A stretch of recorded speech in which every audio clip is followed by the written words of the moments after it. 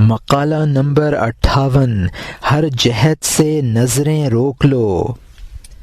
فرمایا ہر طرف سے آنکھیں موند لو، جب تک تم کسی چیز کو دیکھتے رہو گے تم پر خدا تعالی کے فضل اور قرب کی راہ آسان نہ ہوگی۔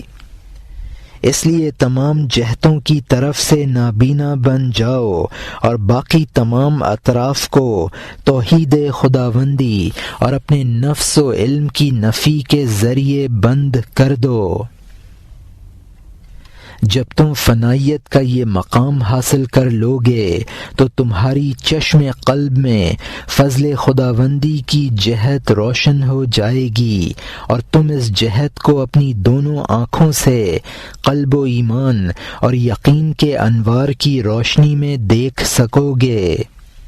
پھر جس طرح اندھیرے گھر میں شمع سے سیاہ رات میں گھر کے غرفوں اور دریچوں اور روزنوں سے نور ظاہر ہوتا ہے، اور جس طرح اندر کے نور سے باہر کا گھر منور ہوتا ہے، اسی طرح تمہارے باطن سے تمہارے ظاہر کو تمہارے دل کا یہ نور مستیز کرے گا۔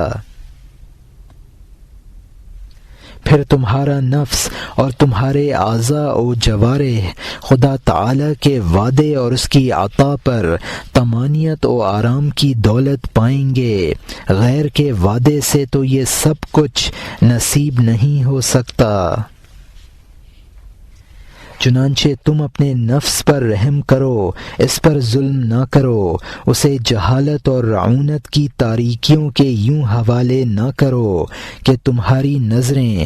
جہات میں بھٹکنے لگیں اور تم مخلوق قوت یا کسب و اسباب پر توکل کرنے لگو۔ ایسا ہوا تو جہات تم پر بند کر دی جائے گی اور فضل خداوندی کی جہت تم پر کبھی وا نہ ہوگی، اور یہ سزا تمہیں اس لیے ملے گی کہ تم نے خدا کو چھوڑ کر غیر کی طرف نگاہ نہ کی۔ جب تمہیں اس مقام تک رسائی ہو گئی کہ تمہاری نگاہیں صرف فضل خداوندی کی طرف نگراں ہوں اور تم غیر اللہ سے کوئی امید وابستہ نہ کرو اور ما سوا اللہ کی قربت سے آنکھیں بند کر کے رحمت خداوندی کے قرب سے مستفید ہو جاؤ،